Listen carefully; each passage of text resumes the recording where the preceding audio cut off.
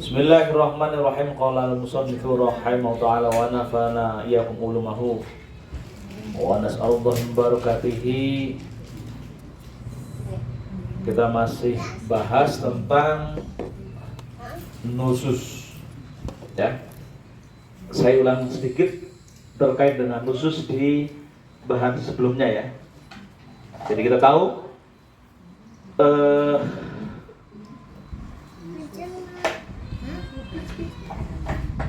kemarin nusus adalah apa? Durhaka. Durhaka yang dilakukan oleh salah satu pihak, baik suami maupun istri, ya. Jadi pertama istri. Nah, di dalam Al-Quran, di dalam fikih, nusus atau kedurhakaan itu banyak dilakukan atau yang sering disebut adalah istri terhadap suami. Dalam fikih itu begitu. Nah, kemudian dalam perkembangan selanjutnya itu nusus tidak hanya istri tapi juga suami. Nah, kemarin kita sudah sampaikan. Yang jelas hukum dasarnya apa yang tertulis dalam firman Allah ataupun hadis Rasulullah, suami itu memiliki kewajiban-kewajiban yang disyariatkan, ya.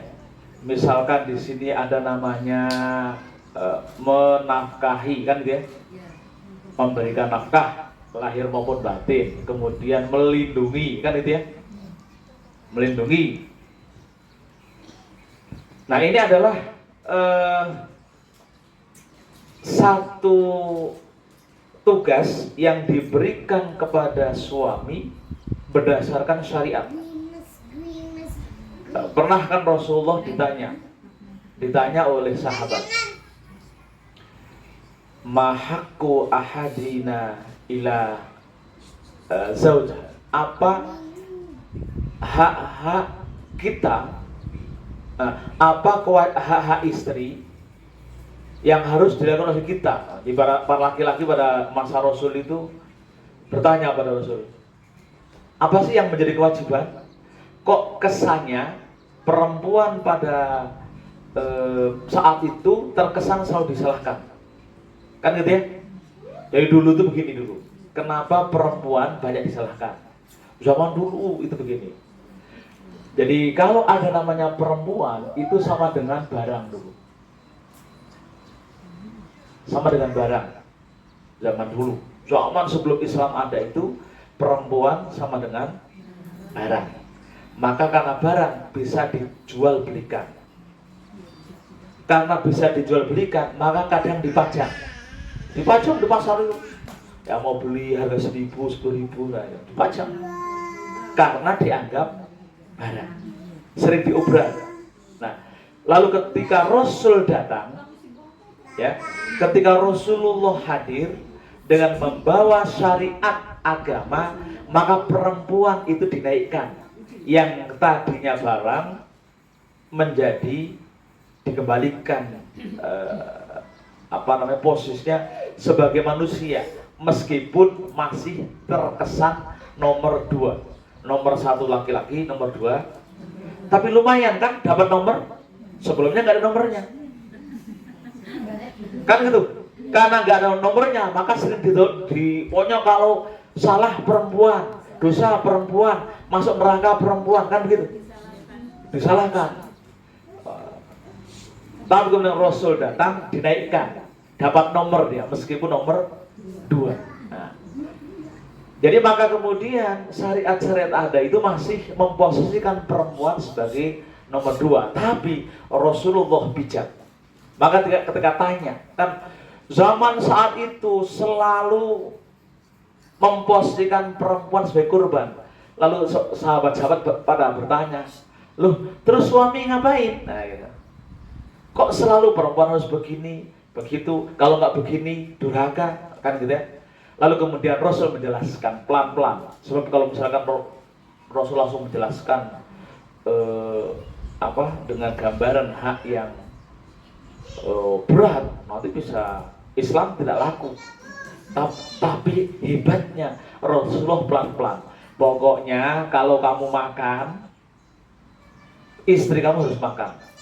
Kalau kamu pakai baju, istri kamu juga harus pakai baju. Jangan mukul, jangan bentak di luar rumah.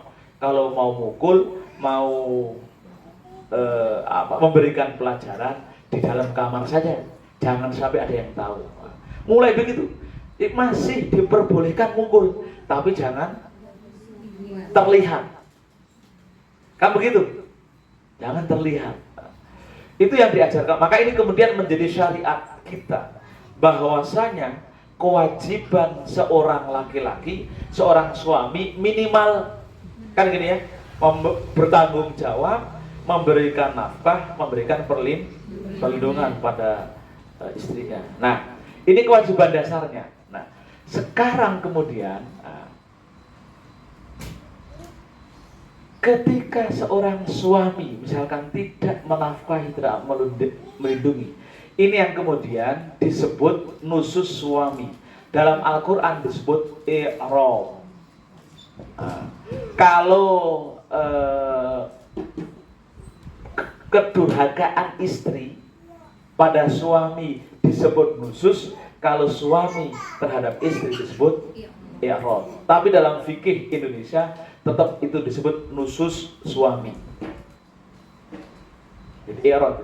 Jadi kalau suami misalkan tidak bertanggung jawab, misalkan memberikan nafkah, tidak melindungi, tidak memberikan pakaian, ini masuk dalam kategori nusus, kedurhakaan suami. Kalau kemarin istri durhaka pada suami, ada dua hal yang setidaknya gugur bagi suami, yaitu menafkahi. Jadi boleh di stop agar kalau istri itu adalah berbuat durhaka pada suami, maka suami boleh memberhentikan nafkahnya, boleh dihentikan. Termasuk di dalamnya juga menggilirnya, boleh dihentikan. Kalau suami punya istri banyak, karena dia nusus, boleh dihentikan. Menghentikan nafkahnya, menghentikan menggilirnya, termasuk ujung-ujungnya termasuk namanya pisah ranjang ya. Atau mendiamkan, kan mendiamkan gitu ya. Atau mendiamkan, boleh mendiamkan. Tapi kalau mendiamkan tidak boleh sampai lebih dari 3 hari. Kalau lebih dari 3 hari masuk dosa. Yang hari keempat, hari kelima masuk dosa. Maka ketika berantem sama pasangannya, boleh ya, maksimal 3 hari. Lebih 3 hari, mau tidak mau harus damai. Bendera putih, wah nyerah semua. Kan gitu ya. Dan yang menariknya itu memang ulama itu kan kadang saking detailnya menjelaskan ketentuan tentang nusus, termasuk ketika bernegosiasi tentang nafkah. Misalnya gini, ini nggak apa-apa karena agak aneh ya. Suatu ketika mungkin suami punya gaji atau punya uang, punya penghasilan nggak utuh. Biasanya kasih 1 juta, lalu kasih 500 misalkan. Lalu kemudian ketika misalkan saat melayani bersenggama, sudah lagi puncak-puncaknya, stop, uang kamu baru 500. Misalkan begitu. Kalau tidak utuh 1 juta, pas puncak, stop. Nah, itu dalam fikih masuk kategori nusus. Ya. Jadi menghentikan ketika istimta'dud itu baru tengah jalan, itu hei anak soleh turun ya, Itu ya, masuk di kategori nusus. Dalam hal seperti itu masuk kategori nusus. Kalau misalkan pasangannya itu marah, lalu dia mungkin menghentikan, betul-betul menghentikan, tidak memberikan utuh uang belanjanya, tidak dosa.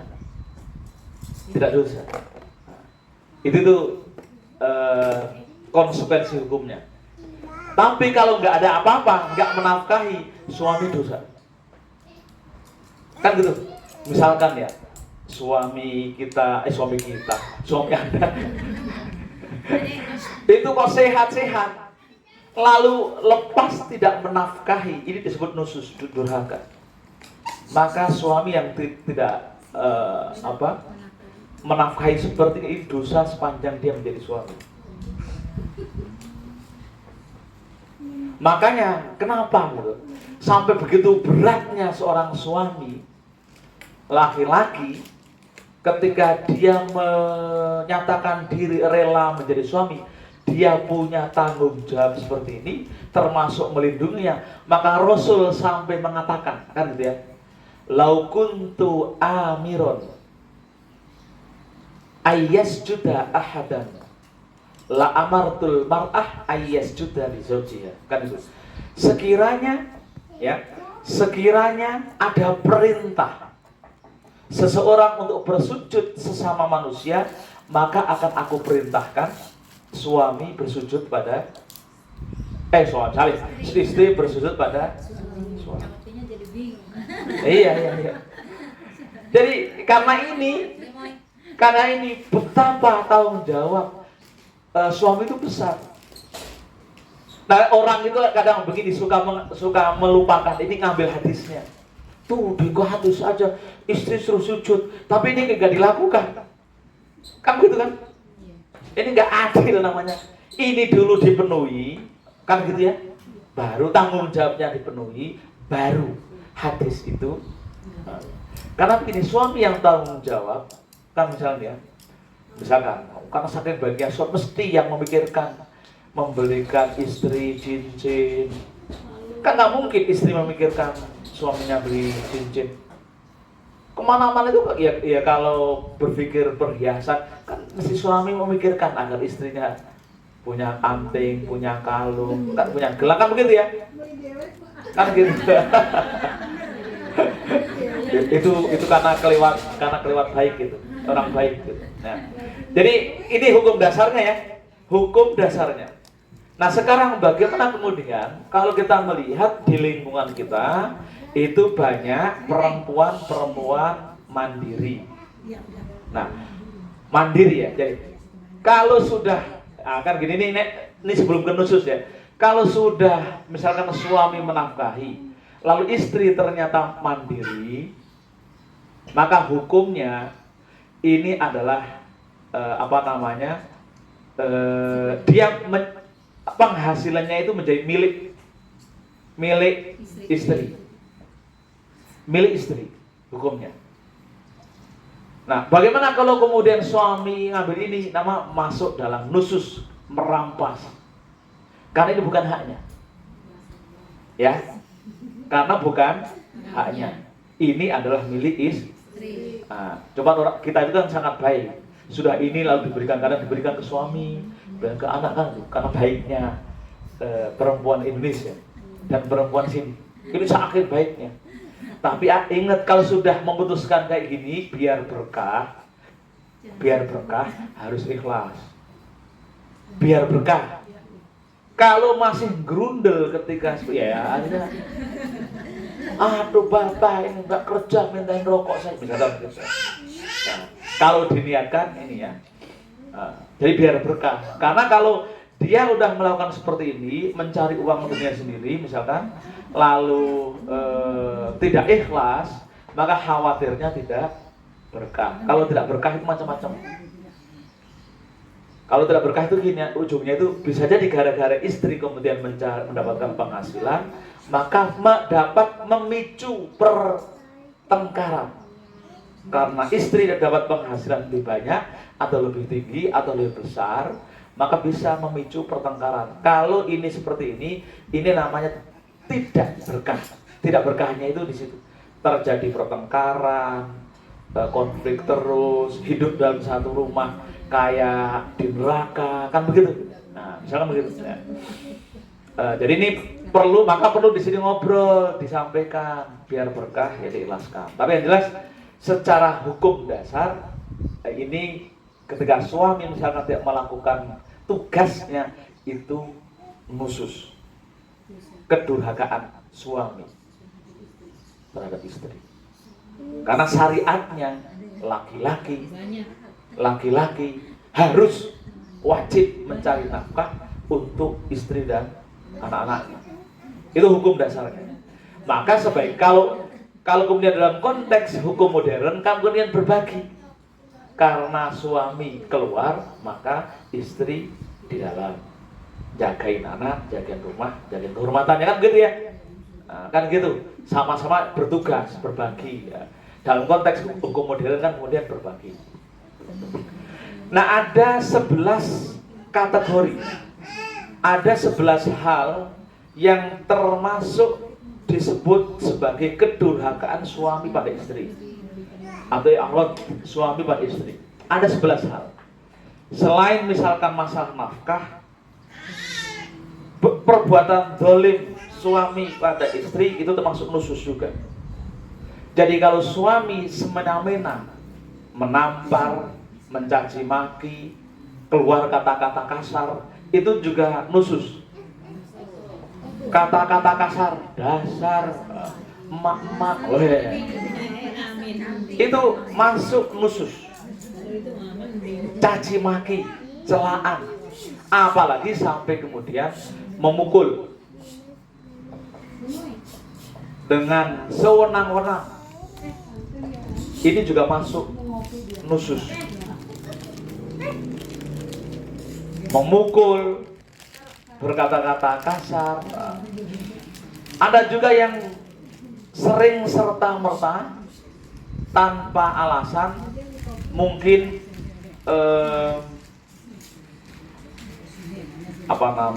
menceraikan tanpa alasan, itu nusus.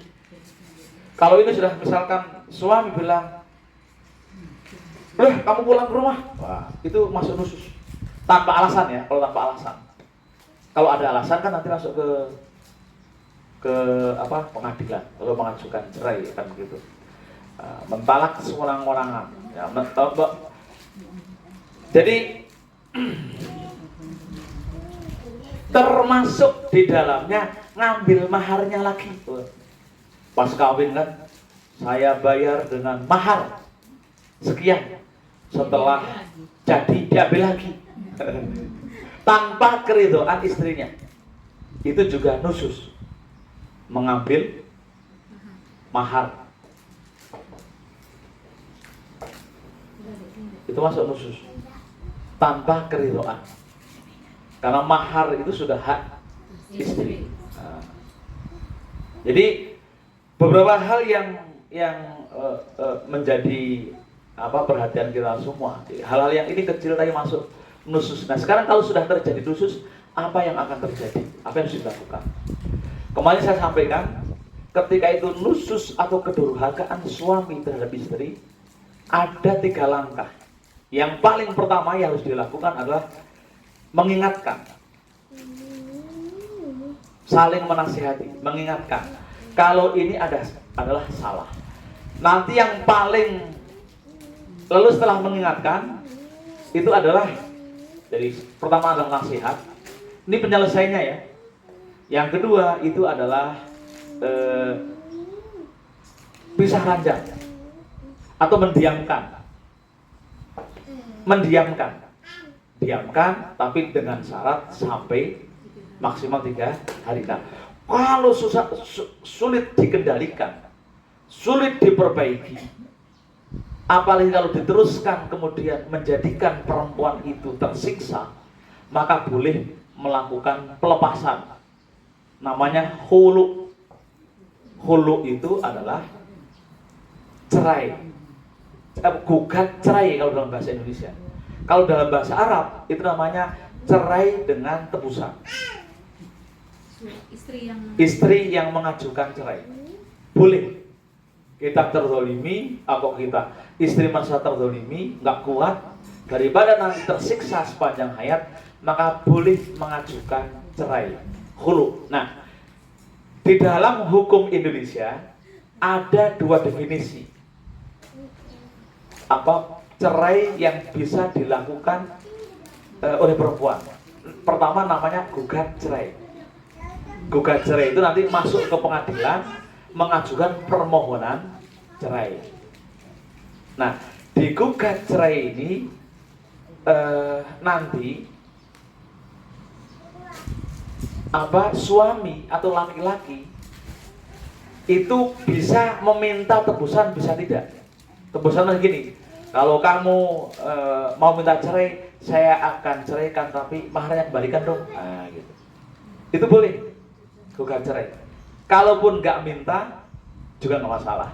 Tapi kalau pakai mekanisme hulu, ya, mekanisme hulu itu namanya cerai tapi dengan tebusan. Makanya hulu itu istilahnya pembebasan. Menyetujui atau tidak laki-laki suaminya. Kalau kemudian sudah bayar tebusan, nah ukuran tebusan itu tidak boleh melampaui jumlah mahar yang diberikan. Kalau pas nikah maharnya hanya perangkat sholat yang harganya sajadah itu 30.000, mungkin itu 80.000. Nah ya nanti bayar tebusannya 50.000 gitu kan, itu sudah langsung cerai. Itu namanya khulu, itu boleh. Nah, jadi tapi sekali lagi jalan ini adalah jalan paling emergency exit, yang jika seorang istri tidak kuat atas kedurhakaan suami padanya, harus ditempuh. Kalau yang lain yang masih pakai satu dua nasihat, saling mengingatkan, jatahnya dikurangi dan seterusnya, ini kan tarik ulur di sini. Nah, tapi kalau sudah ekstrim, ini boleh. Nah, jadi begitu. Jadi ya, tapi kalau saya sih melihat orang-orang Indonesia itu baik-baik, jadi walaupun diapain masih nggak apa-apa gitu kan. Jadi secara hukum kayak gini aja boleh kok. Ini kedurhakaan. Makanya kalau melihat syariat seperti ini itu kelihatan. Jadi beban tugas seorang suami ketika sudah menyatakan diri ikhlas menjadi pasangannya itu sangat besar. Nah, nanti kemudian ketika di kenyataannya ada diskusi dengan pasangannya, oke, kita berbagi peran, berbagi tugas. Nah, itu nanti belakangan. Jadi yang jelas ketika kemudian istri kok melakukan ini mandiri, lalu kemudian merelakan ini membantu pasangannya, luar biasa besar pahalanya, kan gitu. Ya, perempuan itu menjadi sangat besar pahalanya, karena yang sebagian besar tugas suami itu dikurangi oleh istri. Nah, istri jualan, warung, macam-macam, luar biasa. Nah, catatannya ikhlas, itu tambah besar. Nah, kan begitu. Maka ini penting juga, nanti suami-suami ini perlu ngaji juga sih. Perlu ngaji. Nah, perlu ngaji juga di sini. Ya tadi secara hukum Anda tidak rela, itu boleh, tidak dosa. Termasuk ketika mengajukan ini, itu tidak dosa, karena itu adalah hak perempuan. Itulah kerennya Rasulullah, yang dulu perempuan kayak barang, dijual belikan, dipajang, lalu dapat nomor. Bahkan ketika dapat nomor, meskipun hulu itu adalah dia harus mengajukan diri, lalu dapat izin suami, tapi tetap perempuan sudah menjadi manusia. Itu kerennya Rasulullah ketika disebut membebaskan perempuan-perempuan muslim saat itu diberi penghargaan. Nah, gitu ya. Nah, nanti yang perlu hati-hati nanti di bahasan selanjutnya adalah ketika sudah hubungan ini, kedurhakaan ini tidak selalu berlangsung mulus dengan ini, tidak berlangsung mulus dengan nasihat, dengan ini tidak berlangsung mulus. Yang terjadi mungkin suami karena selama ini termanjakan sebagai makhluk sempurna, lalu dia akan mengatakan, wah kalau kayak gini saya ceraikan kamu. Nah, hati-hati. Kalau kemarin dalam hal pernikahan, nikah yang sah adalah nikah setelah melalui atau memenuhi rukun yang kelima, yaitu melakukan pencatatan. Tapi dalam hal cerai, omongan pertama, saya kembalikan kamu ke orang tua, sudah jatuh talaknya tanpa harus ke pengadilan. Jadi ketika nikah untuk melindungi perempuan, ya, untuk melindungi perempuan harus ada pencatatan, ya. Tapi dalam hal perceraian cukup baginya kalau misalkan suami bilang, kamu pulang, sudah dibilang cerai, sudah putus cerai, sudah putus talaknya, meskipun belum. Nah, ketika kemudian melewati, yang hati-hati nih, kalau sudah bilang cerai lalu melewati masa iddah. Masa iddah itu masa jeda ketika semenjak mengatakan cerai sampai ya masanya itu gimana ini? Itu hati-hati, masa itu harus diperhatikan. Suami pernah mengatakan saya cerai kamu. Masa iddah itu kalau normal, orang normal itu kira-kira 3 kali haid. Kalau misalkan dalam masa, tapi itu minggu depan aja. Tapi intinya kalau dalam masa 3 bulan nyambung lagi, nggak masalah.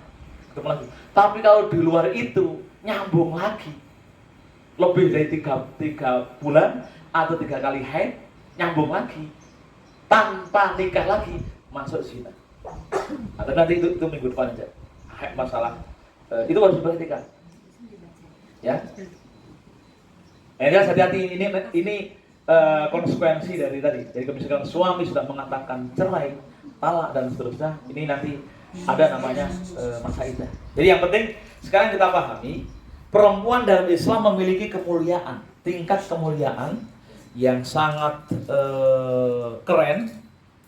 Ketika Rasul, dan itu Rasul menyampaikan secara halus sekali, secara bertahap sekali. Contoh misalkan ketika berbicara tentang poligami misalnya. Di dalam poligami itu dulu laki-laki itu terbiasa nikah itu istrinya 100, 500, 1000. Kita mikirin diri gimana? Harinya cuma 363, ada 1000. Kan ada cerita Nabi Daud itu 99. Nah, lalu Rasul turun dibatasi menjadi 4. Rasul Islam turun dibatasi menjadi 4. Tapi itu bukan kewajiban. Tapi kalau dominasi dominannya laki-laki menjadi itu 4, keharusan. Nah, itu namanya memilih ayat dipakai untuk kepentingannya. Nah, jadi itu saya sebutkan 11 hal yang termasuk saya ulang tadi, termasuk nususnya suami. Pertama adalah tadi mengabaikan, mengacuhkan. Itu masuk nusus suami pada istri. Mengabaikan, mengacuhkan, meninggalkan. Lalu kemudian yang kedua, meninggalkan kewajiban bima syara Allah, kewajiban-kewajiban yang disyariatkan oleh Allah. Ya kayak kerja, mencari nafkah, ya 2 ya. Yang ketiga itu angkuh dan sombong terhadap istri. Kalau kamu nggak nikah dengan saya, kamu sudah kelaparan, misalnya gitu. Itu kesombongan. Masuk kategori definisi nusus. Ya kalau istri terima, ya. Kalau nggak terima, kata siapa? Nah, kan begitu, balik berantem, itu udah. Nah, yang keempat itu menyakiti dalam berbagai aktivitasnya, baik perbuatan maupun perkataan. Yang kelima itu tidak bisa berbuat adil jika istrinya banyak. Yang keenam itu hutang mahar. Disahkan seorang suami yang nggak punya harta, lalu ketika nikah, misalkan qabil tu nikah haha wa tazwijaha bimahril madhkur ngutang. Nah, boleh. Ya, boleh. Suami itu boleh ngutang.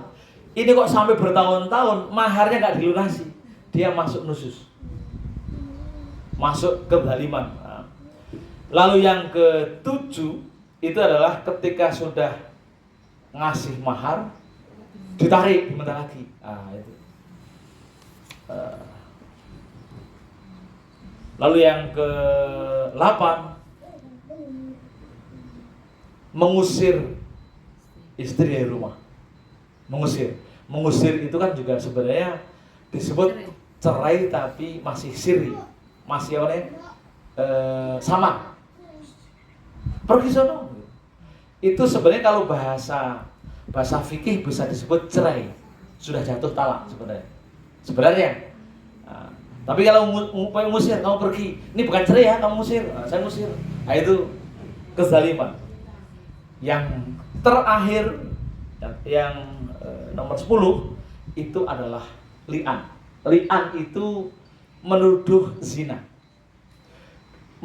Seorang suami menuduh istrinya berzina, lalu kemudian masing-masing itu bersumpah, maka itu menjadi li'an. Kalau sudah sekali ngomong gitu ya, kamu nih selingkuh ya, nuduh zina. Hukumannya bukan qadzaf. Qadzaf itu kan menuduh zina yang dicambuk 100 kali, bukan. Tapi hukumannya adalah dia otomatis cerai dan haram untuk kembali lagi. Hurum menikah lagi dengan yang dituduh berzina. Bagi yang suami istri. Kalau menuduh zina orang lain masuk qadzaf. Menuduh zina. Yang kemudian hukumannya adalah dengan dicambuk 100 kali. Kan begitu ya? Tapi kalau sama istri, sama pasangannya tidak dicambuk, tapi tidak boleh atau diharamkan menikahinya lagi. Nggak boleh, sudah langsung cerai.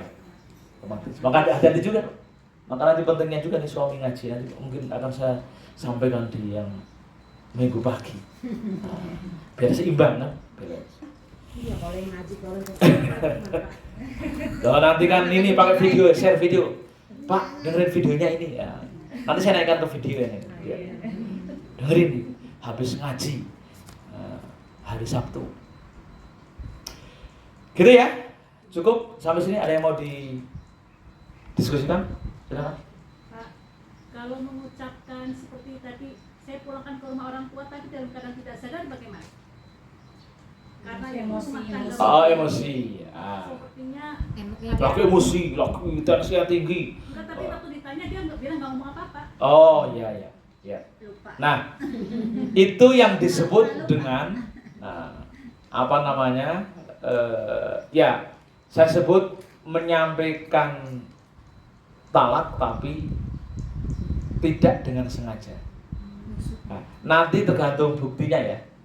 Kalau memang betul begitu, maka tidak jatuh. Ya. Tapi kan diingatkan lagi. Kalau misalkan ini mau kembali lagi, tadi ingat gak yang disampaikan? Misalkan gitu ya. Atau orang lagi mabuk, misalkan bilang, saya ceraikan kamu. Meskipun ada ulama yang mengatakan, meskipun itu dikatakan dalam kondisi tidak sadar, misalnya kayak mabuk gitu, lalu saya ceraikan, tetap jatuh. Ada yang mengatakan begitu. Tapi jumhur mengatakan tidak. Karena dia di luar kesadarannya. Nah, apalagi nanti kalau misalkan ditanyakan ulang, tadi benar nggak mengatakan begitu? Nggak tahu. Nah, itu berarti memang betul-betul tidak sadar. Nah, kita ikut aja yang pendapat yang jumhur ya. tidak jatuh. Jadi kata-kata menceraikan pasangan itu macam-macam. Pulangkan saja, pulangkan saja aku pada ibu. Nah, itu kategori khulu tadi. Tapi kalau ini sebelum ada tembusan kan nggak jatuh. Nah, kalau misalkan itu dari suami, itu sudah disebut cerai yang disampaikan secara samar. Udah pulang sana ke orang tua kamu, itu cerai. Itu namanya talak yang disampaikan dengan samar. Tapi kalau yang benar-benar ya, saya ceraikan kamu, udah cerai aja kita. Wah, udah itu jahar, jelas itu jatuh talak. Karena dia jatuh talak. Kalau sampai yang bahaya itu sampai 3 kali, saking marahnya, udah sekali. Saya ceraikan kamu, pulang sana. Nanti udah ngomongin, saya ceraikan udah 3 kali. Ini nggak boleh, lagi, nggak boleh kumpul lagi, kecuali istrinya nikah dulu sama orang lain. Kalau sudah 3 kali disampaikan, tidak boleh nikah lagi, kecuali dia sudah dinikahi oleh orang lain. Kan begitu. Gitu ya. Ada lagi? Saya mau tanya Pak Haji. Kalau sebenarnya kita seorang istri kan nanya begini, Pak, daripada kita kehidupan kita kan sepertinya udah nggak cocok. Lebih baik bisa Pak, saya minta cerai aja. Terus seorang suami menjawab iya. Apa itu termasuk jatuh talak? Ya, jatuh. Dia sudah mengiyakan, iya, jatuh. Jadi pokoknya hati-hati pokoknya ya. Ini harus hati-hati betul. Kalau sampai Suami yang hati-hati. Iya, suami. Iya, istrinya juga hati-hati juga. Jangan minta. Jangan mancing ya, Pak. Jangan mancing. Karena sudah nggak sanggup, jadi minta ini gitu. Iya. Dan menjawab iya gitu. Iya. Dia sudah jahar. Iya, maka jatuh talak. Nah, nanti kalau itu betul ya, setelah itu karena jatuh talak, bahkan sampai iddah nggak ketemu lagi, maka kemudian mintakan ke pengadilan namanya isbatut talak, isbat cerai. Jadi kalau sudah ada kata seperti itu, lalu suami tidak menghubungi, sudah lewat 3 bulan atau 3 kali suci, maka mintakan isbat talak, isbat penetapan cerai dari pengadilan. Caranya begitu. Jangan sekali-kali sudah mengatakan begitu, ketemu, wah main lagi, lebih 3 bulan, itu dihitung, lebih 3 kali, dihitung, itu zina. Karena kalau misalkan rujuk masih dalam masa iddah, nggak perlu akad lagi, kan gitu ya. Kalau lewat masa iddah harus akad lagi. Tanpa itu, tahu-tahu ketemu langsung karena merasa kangen, itu bahaya itu masuk di sini, harus hati-hati di sini. Nah, ini diperhatikan. Kadang-kadang kelalaian pasangan dari laki-laki itu sering begitu. Kadang ketika tensi tinggi, nggak sadar, marah, itu sering begitu. Nah, ingatkan biar tidak terjadi sebuah hubungan yang tidak sah.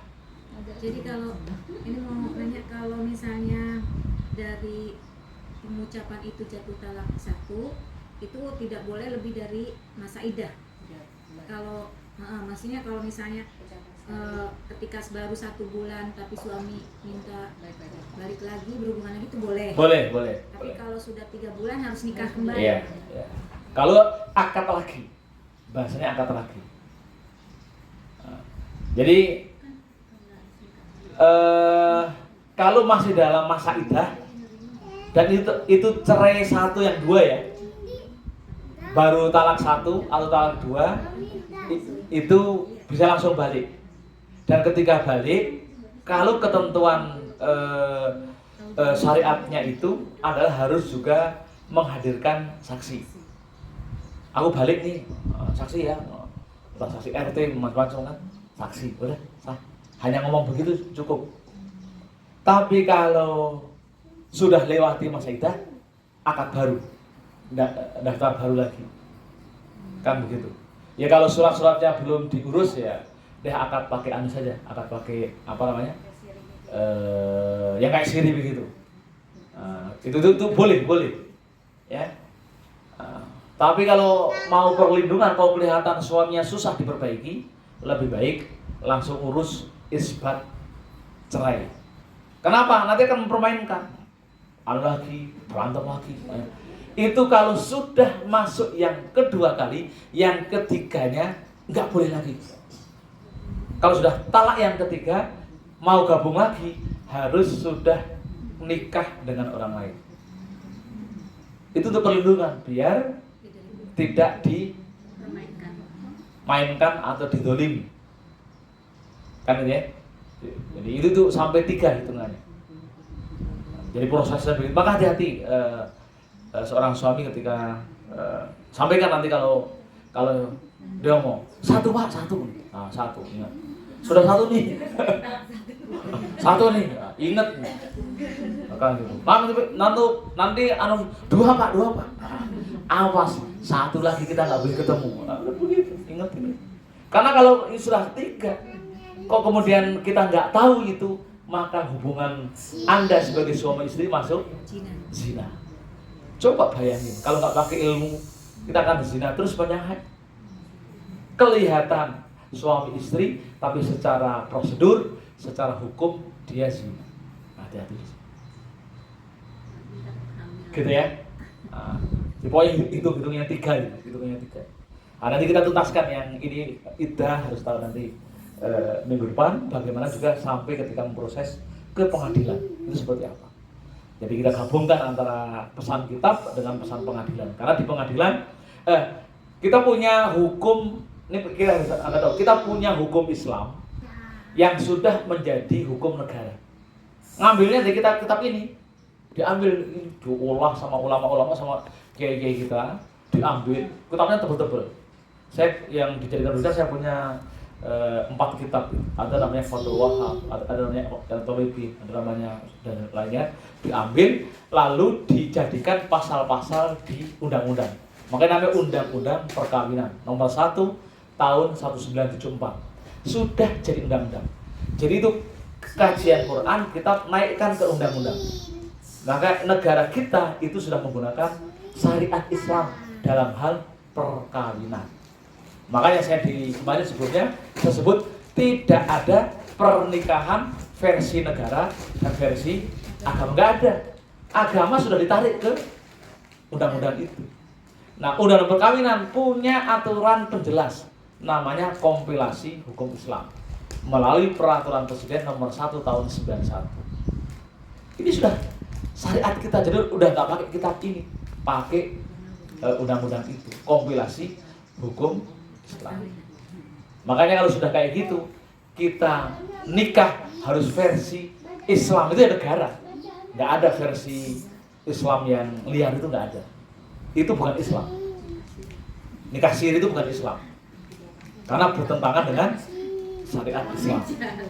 Kan gitu ya? Oke, demikian. Ada lagi?